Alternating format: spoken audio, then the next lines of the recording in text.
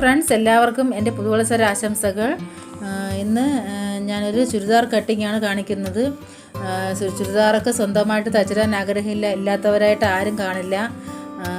എല്ലാവർക്കും സ്വന്തമായിട്ട് ചുരിദാർ തയ്ക്കാൻ വേണ്ടിയാണ് ഞാനിപ്പോൾ ഈ വീഡിയോ കാണിക്കുന്നത്. എല്ലാവരും ഇതുപോലെ ഒന്ന് ട്രൈ ചെയ്ത് നോക്കിയാൽ എല്ലാവർക്കും സ്റ്റിച്ച് ചെയ്യാൻ പറ്റും. വീഡിയോ സ്കിപ്പ് ചെയ്യാതെ പൂർണ്ണമായിട്ടും കണ്ടാൽ മാത്രമേ നിങ്ങൾക്ക് എല്ലാ കാര്യങ്ങളും മനസ്സിലാവുകയുള്ളൂ. അതുകൊണ്ട് വീഡിയോ ഫുള്ളായി കാണുക.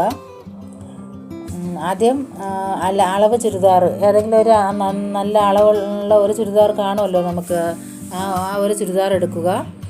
എടുത്തിട്ട് അതിൻ്റെ നെഞ്ച് വണ്ണം എത്രയാണെന്ന് ഇപ്പോൾ ഞാൻ എടുത്തത് എങ്ങനെയാണെന്ന് കണ്ടല്ലോ, അതുപോലെ നമ്മൾ നെഞ്ച് വണ്ണം കണക്കാക്കുക. പിന്നെ അതിൻ്റെ ലെങ്ത്ത് എല്ലാം എടുത്ത് വയ്ക്കണം. എന്നിട്ട് ലൈനിങ് പീസിലാണ് ഇപ്പോൾ ഞാനിത് അടയാളപ്പെടുത്തി കാണിക്കുന്നത്. ഒരു ലൈനിങ് ചുരിദാറാണ് ഞാൻ തയ്ക്കുന്നത്. ആദ്യം ഇതുപോലെ രണ്ടായിട്ട് മടക്കിയിട്ടിട്ട് നമുക്ക് ആവശ്യത്തിനുള്ള വണ്ണത്തിന് മാത്രം മടക്കിയിട്ടാൽ മതിയാവും. ഇതിപ്പോൾ 19 ഇഞ്ച് വണ്ണമാണ് ഞാൻ അളവ് ചുരിദാറിൽ നിന്നും അളന്നപ്പോൾ കിട്ടിയത്, കണ്ടല്ലോ. അപ്പോൾ അതിനൊരു 9.5, അതിൻ്റെ 2 അതിൻ്റെ പകുതി എടുക്കണം. അതിൻ്റെ പകുതി എടുക്കുമ്പോൾ 9.5 തയ്യൽ തുമ്പ് എല്ലാം കൂടി ചേർത്ത് ഒരു 12 ഇഞ്ച് വീതിയിലാണ് ഇപ്പോൾ ഞാൻ ഈ തുണി മടക്കിയിട്ടിട്ടുള്ളത്. എന്നിട്ട് അതിൻ്റെ ഷോൾഡർ അടയാളപ്പെടുത്തിയത് 7 ഇഞ്ച് ഷോൾഡറാണ് അടയാളപ്പെടുത്തിയത്. കൈക്കുഴിക്കായിട്ട് താഴേക്ക് ഒരു 6 ഇഞ്ചും അടയാളപ്പെടുത്തുന്നുണ്ട്.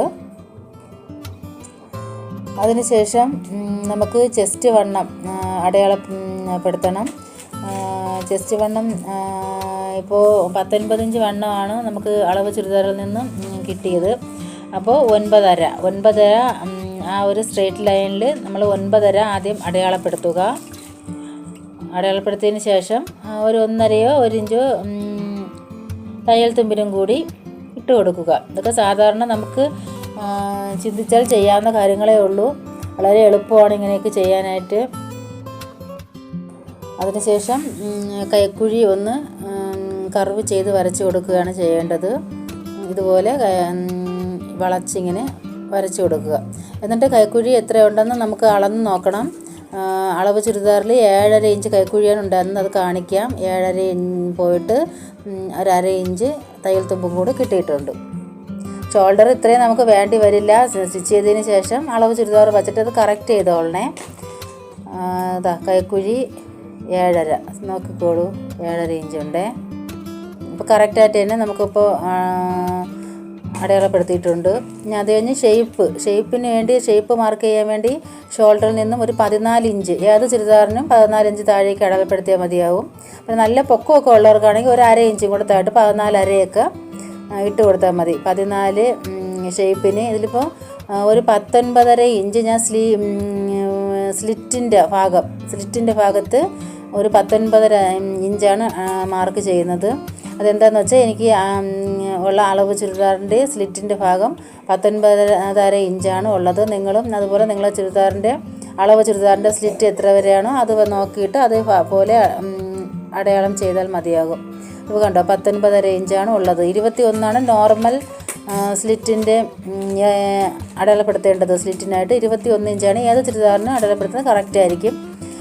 ഇതിപ്പോൾ 19.5 ഉള്ളൂ, അതുകൊണ്ട് 19.5 ഇട്ടു. പിന്നെ ഷേപ്പിന് വേണ്ടി ചെസ്റ്റ് വണ്ണത്തിൽ നിന്ന് ഒരു 1 ഇഞ്ച് കുറച്ചിട്ടിട്ട് ഷേപ്പിന്, അപ്പോൾ മുകളിൽ 9.5 ആയിരുന്നു ഉണ്ടായിരുന്നത്, അതുകൊണ്ട് താഴെ 8.5 കൊടുത്ത് ഷേപ്പിന് 1.5 ഇഞ്ച് തയ്യൽ തുമ്പ്.